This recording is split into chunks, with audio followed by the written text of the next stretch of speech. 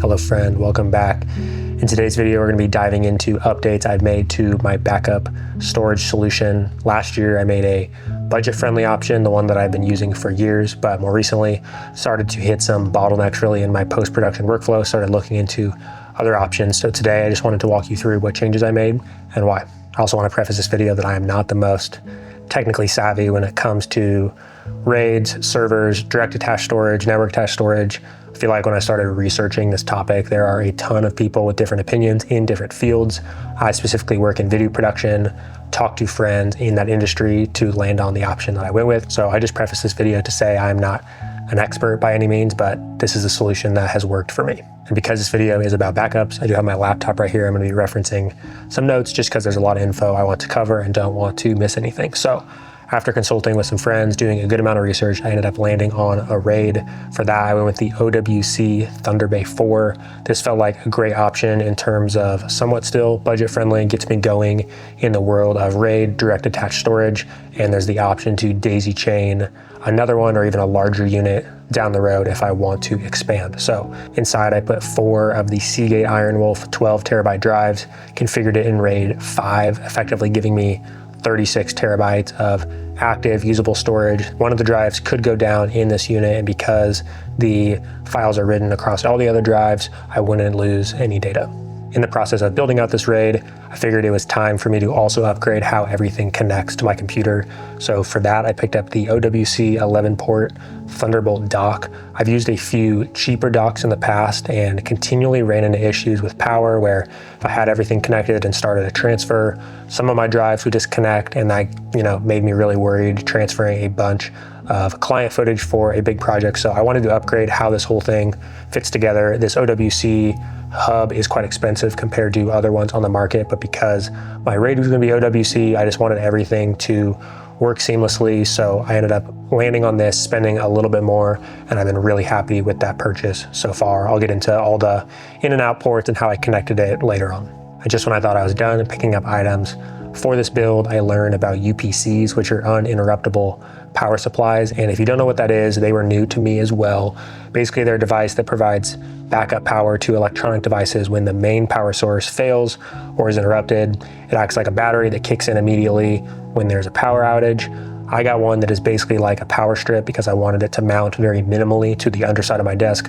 Other ones are more like a desktop tower that would need to sit on the floor, but mine ended up working great, mounted to the underside of the desk, and effectively functions like a power strip. But in the event that I was here at the office working and the power went out while everything was connected, and let's say I was writing files from a client project, the RAID in that instance, if I didn't have one, would turn off. There's a high likelihood of damage to your computer or losing files in the middle of writing them. So the UPC battery would automatically kick in, keep everything running for I think 10 or 15 minutes, depending on how much stuff you have plugged in, allowing me to complete that transfer or at least successfully cancel it and wait to a better time. So the name of the game here is just an added level of security because I was taking the time to, put a lot of thought into the rest of this system.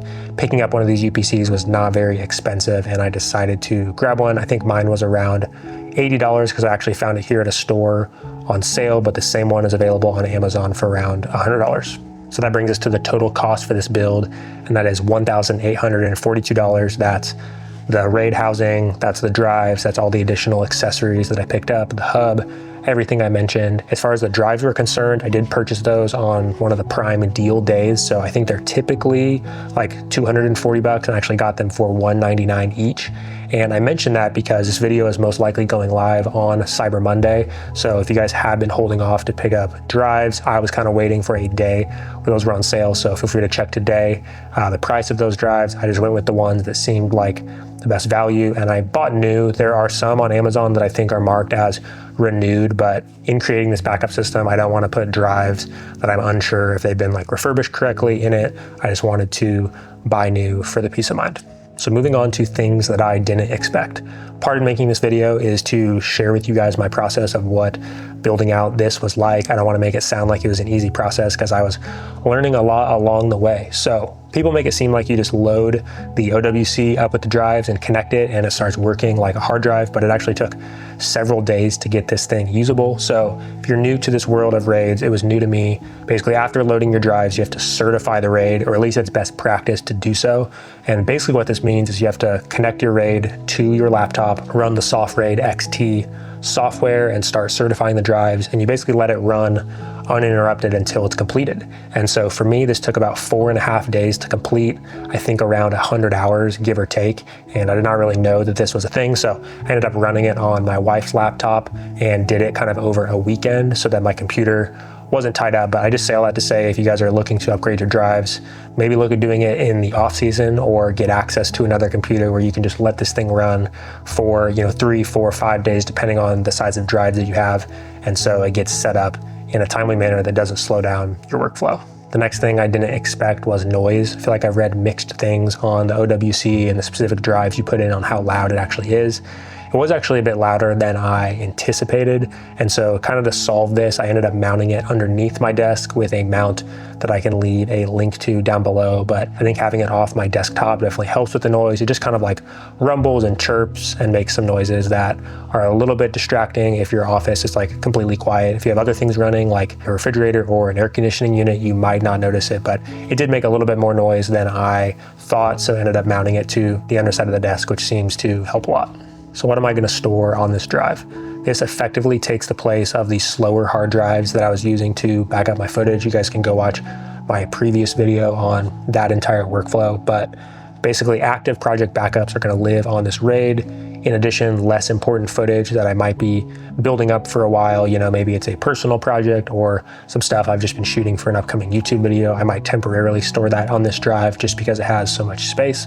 And then I'm going to archive probably my last 20 terabytes of client projects, YouTube videos.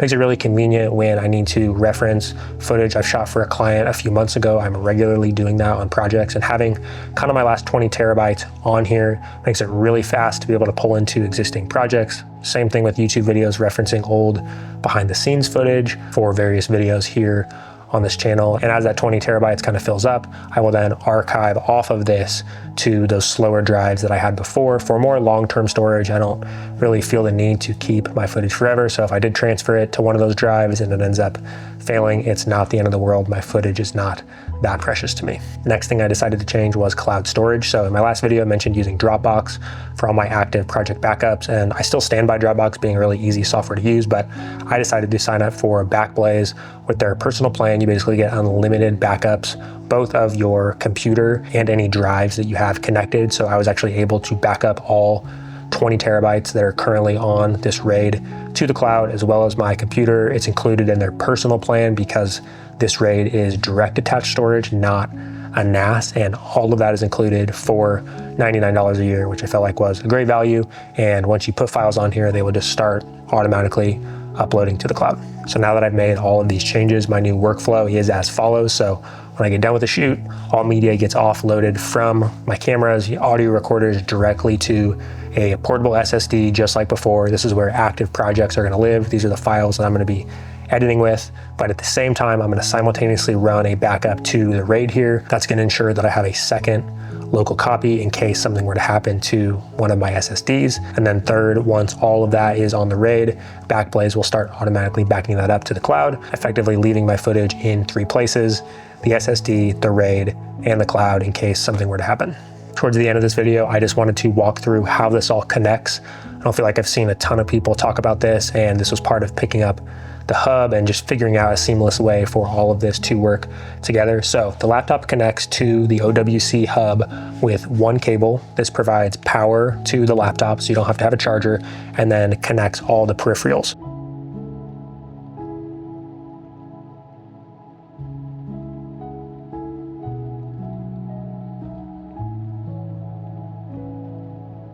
So hopefully that is helpful to see how everything connects. It all just connects to my computer with one cable. Thanks to the hub, I definitely needed to pick up some specific cables to get all the routing seamless. And so this basically allows me to dump up to 6 SD cards at once, as well as a CF Express Type B card, making offloading footage a breeze with this new system. So here at the end of the video, I just wanted to talk through why change all this? Was it worth the hassle? Why go through spending the money, taking the time to figure out all this stuff? I think it comes down to three things: that's speed, efficiency, and security. The main bottleneck on my last setup was those slower Western Digital drives. I would run 2 backups in addition to what I was copying to my SSD, and the read and write speed on those is quite slow compared to something like this RAID. So I would always be waiting for those transfers to finish, and then at the same time, the unreliability of the hub that I was using would disconnect and would leave me, really worried if I potentially lost footage or if it was corrupted while the transfer. So really just wanted something that was going to be fast, that felt rock solid, that I had confidence in when it came to dumping larger projects, getting those backed up safely, and there being no issues of losing a client's data. And while this video isn't going to get into the nitty gritty of the nerdy data of this RAID, I did just want to share. So I'm now getting around 500 megabytes per second of read and write with this RAID. So it kind of takes the speed of all the drives, combines them together, and gives you increased performance. So I've been loving that. Loads faster than my old Western Digital drives. If specifics are helpful, basically what that looks like is I can back up an entire 200 gigabyte project to my SSD as well as the RAID in as little as 7 minutes, and then the cloud backup starts automatically after that. And then, like I mentioned, I can also pull any of my archive footage really easily into an existing project, get real-time playback with relatively no lag, incorporating older footage in existing projects that's now on my SSD much more of a seamless experience and provides me a lot quicker export times. Thank you guys so much for watching. I hope that you found this video helpful. Just wanted to make it here towards the end of the year just to update you guys on some investments that I've made in my workflow. And I still think my old system is really great for beginners. I used that for years and was rock solid, never ran into any issues with losing a client's data, but I did just want to share some updates that I'm making to my workflow as my video production company continues to grow. Want to take you guys along for that process. So thank you guys so much for watching, and I will see you in the next video. Peace.